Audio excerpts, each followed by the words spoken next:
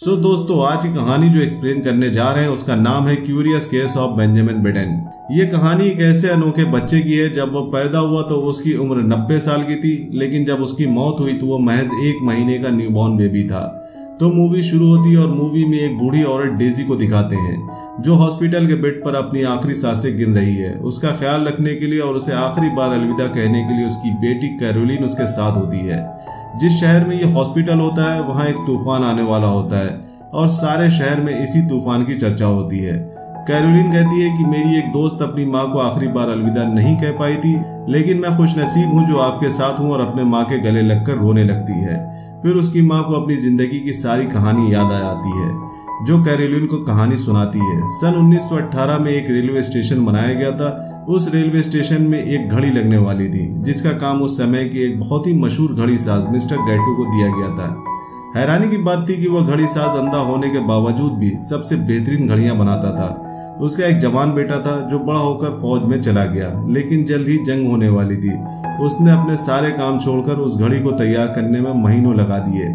एक दिन उन्हें एक चिट्ठी मिलती है जिसमें उसके बेटे की मौत का समाचार होता है। वो घड़ी साज अपने जवान बेटे की मौत की खबर सुनकर काफी मायूस हो गया। उनका जवान बेटा ताबूत में वापस आया जिसे उन्होंने अपने पुश्तैनी घर के पास ही दफन कर दिया। राष्ट्रपति के मौजूदगी में जब स्टेशन का उद्घाटन हुआ तब उस घड़ी को चलाया गया जो उल्टी दिशा में चलने लगी। उस अनोखी घड़ी को देखकर सब हैरान थे। वो घड़ी साज कहने लगा कि मैंने इस उम्मीद में उल्टी घड़ी बनाई है जो जवान बच्चे हमें जंग में खोए हैं वो घर वापस आ सकें, घर आकर खेती कर सकें, खानदान आगे बढ़ा सकें और लंबी उम्र जी सके। शायद उसका बेटा भी घर आ सके। उसकी अनोखी सोच के आगे सबके सर झुक जाते हैं और शहीदों के सम्मान में वो घड़ी उल्टी चलती ही जा रही थी। उसी दिन के बाद वो घड़ी साज किसी को नजर नहीं आया। कुछ कहने लगे कि वो मारा गया और कुछ का मानना था कि वो बहुत दूर समंदर में कहीं चला गया। इसके बाद डेजी कैरोलिन को एक डायरी पढ़ने के लिए कहती है और यहीं से शुरुआत होती है बेंजामिन के दास्तान की, जिसकी जिंदगी भी उस घड़ी की तरह ही उल्टे चलने वाली थी। जब वह पहला विश्व युद्ध खत्म हुआ तब सब लोग सड़कों पर जश्न मना रहे थे। भीड़ में एक आदमी खुशी से भागता हुआ अपने घर की तरफ जा रहा था जिसका नाम थॉमस बटन होता है। उसके यहाँ एक बच्चा पैदा हुआ था। उसके बच्चे को जन्म देने के बाद उसकी पत्नी मरने वाली होती है जो थॉमस से अपने बच्चे की देखभाल का वादा लेकर अलविदा कहती है। थॉमस पालने में रखे हुए अपने बच्चे की ओर बढ़ता है, पर उसकी शक्ल देखकर थॉमस को बहुत ही अजीब लगता है और वो एकदम से उस बच्चे को दबोचकर बाहर चला जाता है और घर के बाहर वाली झील में उसे डुबोकर मारने की कोशिश करता है। पर एक पहरेदार उसे देख लेता है और थॉमस वहां से भागकर एक ओल्ड एज होम के पास जाता है। वह बच्चे को एक कपड़े में छुपाकर सीढ़ियों पर छोड़ देता है। वहां से एक कपल क्वीनी और टीजी अपनी मीठी मीठी बातें करते हुए नीचे आते हैं। टीजी का हल्का सा पैर बच्चे को लग जाता है और बच्चा रोने लग जाता है। क्वीनी जब कपड़ा हटाकर देखती है तो उसे एक अजीब सी बदसूरत सा बच्चा नजर आता है।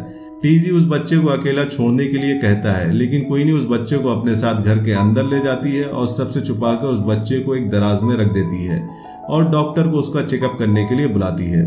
डॉक्टर कहता है कि इस बच्चे को मोतियाबिंद है, इसे दिखाई नहीं देता, इसके कान बहरे हैं, हड्डियों में आर्थराइटिस है, इसकी स्किन 80-90 साल के बूढ़े की तरह है जो हड्डियों से अलग हो चुकी है।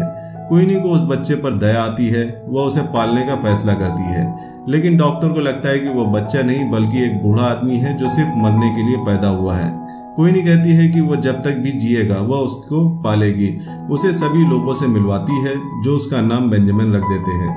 क्वीनी बच्चा पैदा नहीं कर सकती थी, इसलिए उसे बच्चे से लगाव हो गया था और उसके लगाव की वजह से ही बेंजामिन को यह घर मिल पाया था। बेंजामिन की जिंदगी ठीक उसी घड़ी की तरह उल्टी चलने जा रही थी। जब वो थोड़ा बड़ा हुआ तो उसे यही लगता था कि वो भी इन्हीं लोगों की तरह बूढ़ा आदमी है जो जल्द ही मरने वाला है। वह अपने सामने बच्चों को खेलते हुए देखता तो उसका भी मन करता है कि वो भी बाहर जाकर खेले, गलियों में घूमे, लेकिन उसे चलना भी नहीं आता था। ज्यादा से ज्यादा वो अपनी व्हीलचेयर ही हिला पाता था। क्वीनी अक्सर चर्च जाती थी और वो एक दिन बेंजामिन को अपने साथ चर्च ले जाती है। वो पास्टर से अपने बांझपन की बीमारी का जिक्र करती है। पास्टर उसके लिए प्रेयर करता है। इसके बाद क्वीनी कहती है कि बेंजामिन चल नहीं सकता, इस पर शैतानी साया है जो इसे बचपन में ही मारना चाहता है। पास्टर बेंजामिन से उसकी उम्र पूछता है तो बेंजामिन कहता है कि वो महज 7 साल का है, पर देखने में वो काफी बूढ़ा लगता है। सब लोग उसका जवाब सुनकर हंसने लगते हैं। फिर पास्टर अपने ओवर कॉन्फिडेंस में उसके लिए प्रेयर करता है और उसे अपनी कुर्सी से उठकर चलने के लिए कहता है। बेंजामिन एक कदम चलकर गिर जाता है। पास्टर उसे दोबारा से चलने के लिए कहता है। वह दोबारा से खड़ा होकर 1-2 कदम चलने में कामयाब हो जाता है, लेकिन अचानक पास्टर हार्ट अटैक से वहीं मर जाता है। उस ओल्ड एज होम में अक्सर किसी न किसी का जन्मदिन आ जाता था और किसी के मर जाने के बाद मातम भी लगा रहता था। बेंजामिन देखता था कि अक्सर लोग मर रहे हैं, पर न जाने मौत उसे गले क्यों नहीं लगा रही। वह उन बूढ़े लोगों के बीच में था जो अपनी जीवन की सारी परेशानियां भूल चुके थे। उन्हें फिक्र थी तो मौसम की, नहाने के पानी की और शाम के समय रोशनी की। एक दिन बेंजामिन को ओल्ड एज होम में टेजी का दोस्त मिलता है, जो उसे अपने साथ घूमने के लिए ट्रेन में बैठाकर दूर ले जाता है। फिर कुछ देर उसके साथ बिताने के बाद उसे एक लड़की मिलती है, जिसके साथ वो चला जाता है और बेंजामिन को घर वापस जाने के लिए कहता है। चलते चलते बेंजामिन को आधी रात हो जाती है और जब वह घर पहुंचता है तो उसके हाथों में छाले पड़ चुके होते हैं। लेकिन बेंजामिन के लिए वह दिन सबसे बढ़िया होता है, क्योंकि इससे पहले वह इतनी दूर नहीं गया था। संडे को सभी बूढ़ों का परिवार वाले उनसे मिलने के लिए आते थे और वहाँ एक बूढ़ी औरत बेंजामिन को अपनी पोती से मिलाती है, जिसका नाम डेजी होता है। उसकी नीली आंखें देखकर बेंजामिन को पहली नजर में उससे प्यार हो जाता है। लंच टाइम में क्वीनी सबको बताती है गॉड ने उसकी प्रेयर सुन ली है और उसके घर बच्चा पैदा होने वाला है। लेकिन बेंजामिन को वो खबर अच्छी नहीं लगती। उसी रात डेजी बेंजामिन को अपने साथ खेलने के लिए ले जाती है और बेड के नीचे एक कैंडल जलाकर वो दोनों एक दूसरे से अपने सीक्रेट शेयर करते हैं। बेंजामिन उससे बताता है कि वो जितना बूढ़ा दिखता है उतना है नहीं, उसकी उम्र लगभग डेजी के बराबर ही है। डेजी कहती है तुम सबसे अलग हो। डेजी की दादी उन्हें देख लेती है और वो डेजी को अपने कमरे में जाने के लिए कहती है। वो बेंजामिन को शर्मिंदा भी करती है, लेकिन बेंजामिन को समझ में नहीं आता वो उसके साथ ऐसा क्यों कर रही है। कोई नहीं उनकी आवाज सुनकर बाहर आ जाती है और बेंजामिन से कहती है कि लोग ये नहीं समझ पाएंगे कि बूढ़े आदमी के शरीर में एक बच्चा रहता है। अपने कमरे में जाकर बेंजामिन को एक बूढ़ा आदमी मिलता है जो कहता है कि मुझ पर 7 बार बिजली गिर चुकी है, पर फिर भी मैं जिंदा हूँ। फिर कुछ महीने बीत गए और क्वीनी के घर बच्ची पैदा होती है। बच्ची पैदा होने के बाद उसका सारा ध्यान अपनी बच्ची में रहने लगा। बेंजामिन अकेले पढ़ने लगा था। एक दिन वहाँ एक बूढ़ी औरत रहने के लिए आती है जो उसे पियानो बजाना सिखाती है। वक्त के साथ साथ बेंजामिन के शरीर में बदलाव शुरू हो चुके थे। उसका शरीर में बदलाव आने लगे थे। उसका शरीर पहले से ज्यादा मजबूत होने लगा था। एक दिन जब वह समंदर के किनारे किश्तियां देखने के लिए जाता है, वहाँ एक आदमी किसी को अपने साथ काम करने के लिए कहता है और बेंजामिन उसके साथ चला जाता है। बेंजामिन काफी खुश होता है। वो कोई भी काम मुफ्त में करने के लिए भी तैयार था, लेकिन अब उसे काम के बदले में उसका बॉस कैप्टन माइक क्लार्क उसे पैसे भी देगा। कैप्टन थोड़ा याश किस्म का आदमी होता है जो बेंजामिन से पूछता है कि वह अब तक कितनी लड़कियों के साथ सोया है। तो बेंजामिन कहता है कि वह आज तक किसी भी लड़की के साथ नहीं सोया। पहले तो कैप्टन को उसकी बात पर यकीन नहीं होता। फिर वो उसे एक कोठे पर ले जाता है। वहाँ एक औरत कहती है कि तुम सिर्फ देखने में बूढ़े हो, अंदर से तुम जवान हो। बेंजामिन को पता चल जाता है कि वह पैसा कमाकर अपनी जिंदगी में मजे कर सकता है। उसी कोठे पर बेंजामिन का बाप थॉमस बेटन भी आया करता था। कोठे से वापस अपने घर जाते समय वह बेंजामिन को अपनी गाड़ी में बिठा लेता है। दोनों बार में बैठकर दारू पीते हैं और बेंजामिन की बीमारी के बारे में बात करते हैं। तब थॉमस को एहसास हो जाता है कि बेंजामिन उसी का बेटा है जिसे वह पैदा होते ही मार देना चाहता था, लेकिन थॉमस उसे कुछ नहीं बताता और बाद में जब उसे घर छोड़ने जाता है तो वह उसे दोबारा मिलने के लिए भी कहता है। डेजी फिर से अपनी दादी के साथ वहां आती है। उसे देखकर बेंजामिन को अच्छा लगता है। वह उसे अपने साथ बोट पर ले जाता है और कैप्टन को बोट समंदर में ले जाने के लिए कहता है। डेजी को वहां पर बहुत अच्छा लगता है। एक दिन वह अपनी बूढ़ी दोस्त से बाल कटवा रहा होता है, जो उसे कहती है कि हमें अपने खास लोगों को खोना पड़ता है ताकि उनकी अहमियत का पता चल सके। अगले दिन वो देखता है कि वह बूढ़ी औरत मर चुकी है। उसी ने उसे पियानो बजाना सिखाया था। 1936 को जब वह 17 साल का होने वाला था, तब उसने वह ओल्ड एज होम छोड़ दिया और जब वह अपना सामान लेकर जा रहा था तो डेजी उसे कहती है खत लिखकर भेजने के लिए। उसने बोर्ड पर काम करते हुए काफी लंबा समय बिताया और इसी दौरान उसने डेजी को बहुत सारे पोस्ट कार्ड भी भेजे, जिसके जवाब में डेजी ने भी उसे बहुत सारे खत लिखे। डेजी को डांस का शौक था और वो एक बेहतरीन डांसर बन गई थी। उनका जहाज जब भी किनारे पर आता, कैप्टन बेंजामिन को अय्याशी करने के लिए अपने साथ ले जाता है। एक ट्रिप के दौरान बेंजामिन एक होटल में रहने के लिए चला गया। लिफ्ट में उसकी मुलाकात एलिजाबेथ के साथ होती है, जो एक जासूस की पत्नी होती है। होटल के किचन में उनकी दोस्ती हो गई और वो दोनों अक्सर होटल की लॉबी में एक दूसरे से मिला करते थे।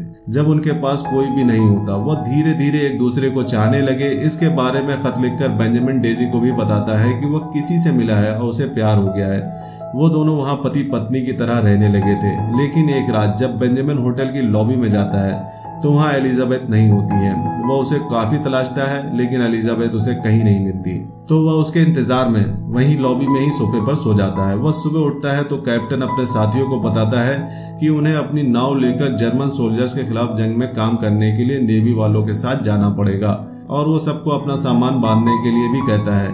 एलिजाबेथ एक खत लिखकर चली गई थी जिसमें लिखा था, तुमसे मिलकर अच्छा लगा, और बात खत्म। जंग में उन्हें खराब हो चुके जहाजों को खींचने का काम मिला था। एक रात कैप्टन सबको बेल बजाकर उठाता है और वो देखता है कि दुश्मनों के जहाज उनके सामने हैं जो उन पर हमला करने वाले होते हैं। फिर कैप्टन दुश्मनों की ओर जहाज ले जाता है और दोनों ओर से गोलियां चलने लगती है और दुश्मन की गोली कैप्टन को लग जाती है और जहाज बेकाबू हो जाता है। बेंजामिन कैप्टन की मदद करने के लिए उसके पास जाता है लेकिन तब तक कैप्टन मर चुका था। फिर बेंजामिन अपने साथियों को अलविदा कहकर वापस अपने घर आ जाता है। तब उसकी उम्र 26 साल की होती है। उसकी माँ उसे देखकर बहुत खुश होती है क्योंकि वह पहले से भी ज्यादा फिट लग रहा था। उसकी बहन भी बड़ी हो चुकी थी जिसे अपने भाई के बारे में कुछ भी नहीं पता था। वहाँ उसे वही बूढ़े लोग मिलते हैं, कुछ मर चुके होते हैं और कुछ नए चेहरे होते हैं। वह आदमी उसे फिर से मिलता है जो कहता है कि मुझ पर 7 बार बिजली गिर चुकी है।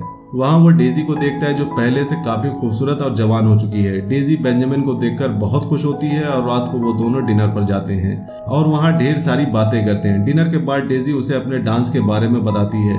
वो डांस करके उसे इम्प्रेस करने लगती है और होटल के कमरे में चलने के लिए कहती है, लेकिन बेंजामिन उसे अपने बुढ़ापे की वजह से मना कर देता है और वो दोनों वापस चले जाते हैं। जैसे जैसे दिन बीत रहे होते हैं उसके बाल काले हो रहे होते हैं और शरीर मजबूत हो रहा होता है। आंखों की रोशनी तेज हो रही होती है। जहां घर के बाकी बूढ़े मर रहे होते हैं वह पहले से भी ज्यादा जवान हो गया था। फिर एक रात उसका बाप थॉमस उससे मिलने के लिए आता है। वह उसे रेस्टोरेंट में ले जाता है जहां दोनों ड्रिंक करते हैं और थॉमस कहता है कि वह बीमार हो चुका है और उसके पास थोड़ा ही समय बचा है। फिर वह उसे अपने घर ले जाता है और अपने बटन मैन्युफैक्चरिंग बिजनेस के बारे में समझाने लगता है।